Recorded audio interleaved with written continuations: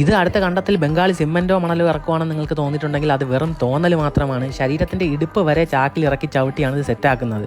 സത്യം പറഞ്ഞാൽ ഇതിൽ ആഡഡ് കളേഴ്സോ പ്രിസർവേറ്റീവ്സോ ഒന്നും തന്നെ ഇല്ല. സോൾട്ട് വെറുതെ ഒരു പേരിന് ആഡ് ചെയ്യുന്നതാണ്. കാരണം നാച്ചുറൽ സാൾട്ട് ബായ് കുറച്ച് മുന്നേ ആഡ് ചെയ്തായിരുന്നു.